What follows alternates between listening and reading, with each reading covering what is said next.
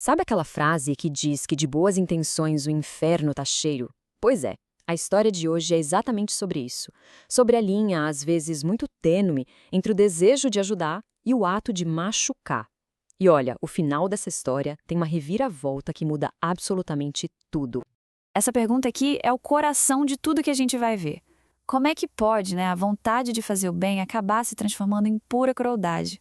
Guardem essa pergunta, porque a resposta que essa história nos dá é, no mínimo, surpreendente. Então vamos lá. Vamos conhecer nosso personagem principal, Aguinaldo Limeira.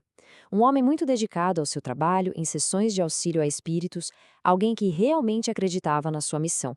Mas como a gente vai ver, só ter um propósito nobre não é o suficiente. E aqui está o grande dilema do Aguinaldo. De um lado, ele era um trabalhador sincero, pontual, dedicado, queria muito ajudar. Mas, por outro lado, os métodos dele eram, digamos, um pouco agressivos demais. Ele não percebia que, no seu excesso de zelo, a ajuda acabava virando um interrogatório frio, sabe? Faltava ali o principal, a caridade. E qual era exatamente o método dele? Olha só, Aguinaldo gostava de um espetáculo. Ele preferia sessões com muita gente, porque ali ele podia brilhar com seu estilo enérgico. Ele não queria só ajudar, ele queria investigar, arrancar informações.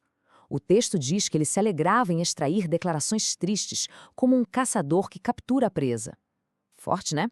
Para ele, descobrir quem era o espírito era mais importante do que confortar a dor dele. Bom, é claro que uma abordagem dessas tão agressiva não ia passar batida para sempre.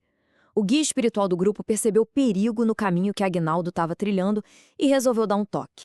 E o conselho do guia foi simples, mas, nossa, de uma profundidade enorme. A mensagem era clara: se alguém que está sofrendo pede ajuda, a gente acolhe, sem ficar fazendo um monte de pergunta. O objetivo é amparar, não investigar. Simples assim. E tinha tudo uma lógica por trás disso. Faz todo sentido.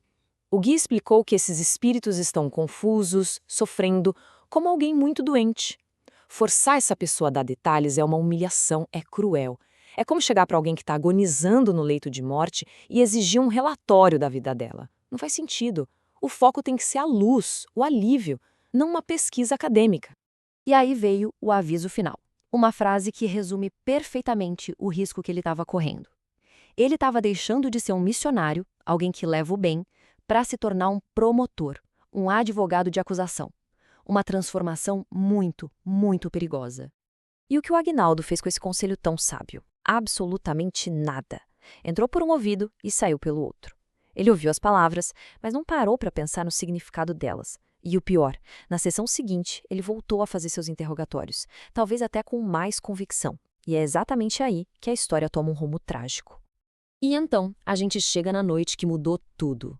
A sala de sessões, como Aguinaldo gostava, estava lotada. De repente, um espírito se manifesta pelo médium, mas de um jeito totalmente diferente. Não tinha palavras, era só um choro compulsivo, um choro de desespero. Essas são as primeiras palavras que o espírito consegue dizer. É um grito de pura dor, de autoaversão. Fica claro na hora que aquele ser está num sofrimento gigantesco, tão grande que ele mal consegue se expressar. Com muita dificuldade, ele revela a causa de tanta dor. Uma vida de hipocrisia. Ele admite que na Terra ele conseguia enganar todo mundo, mas agora, no plano espiritual, não dá mais para enganar a si mesmo. A verdade dói. E como o nosso doutrinador Aguinaldo reage a essa confissão tão dolorosa? Não com compaixão, de jeito nenhum, mas com uma curiosidade afiada. Para ele, aquilo era uma oportunidade de ouro para mostrar sua habilidade, com aquele ar de superioridade de sempre. E essa cena mostra o abismo que existia entre ele e o resto do grupo. Enquanto a sala inteira estava comovida, chorando com a dor daquele espírito, Aguinaldo continuava frio, focado no seu papel de interrogador, querendo tirar o máximo daquela situação. Em vez de oferecer uma palavra de conforto, Aguinaldo solta uma avalanche de perguntas. Ele não está ali para ajudar, ele está ali para julgar. Ele exige, ele acusa, ele dá sermão. A sessão de auxílio vira um verdadeiro tribunal. E a cada pergunta, a crueldade dele ficava mais e mais clara. Mas aí, no meio dessa tortura de palavras, algo muda.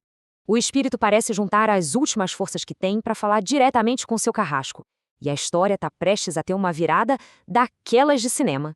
E então, O espírito chama pelo nome. Aguinaldo. Gente, só essa palavra foi o suficiente para fazer o doutrinador todo estremecer. O clima muda na hora. Algum tipo de reconhecimento começa a surgir. A máscara de superioridade do Aguinaldo cai. Despenca. Pela primeira vez na noite, ele não está mais no controle. O interrogador vira um interrogado, mas agora com uma voz cheia de medo, de espanto. A pergunta dele não é mais uma exigência. É quase uma súplica. A resposta: curta, direta e absolutamente devastadora. O espírito que ele estava humilhando em público, o hipócrita que ele estava usando de exemplo para todo mundo, era o próprio pai. E nesse exato instante, toda a certeza, todo o orgulho, toda a crueldade dele, tudo se desfaz. A dor que ele se recusava a sentir pelos outros agora o atinge em cheio, com uma força brutal. O interrogador finalmente se junta ao resto da sala e chora. No fim das contas, a grande tragédia de Aguinaldo não foi nem o erro dele, mas a certeza.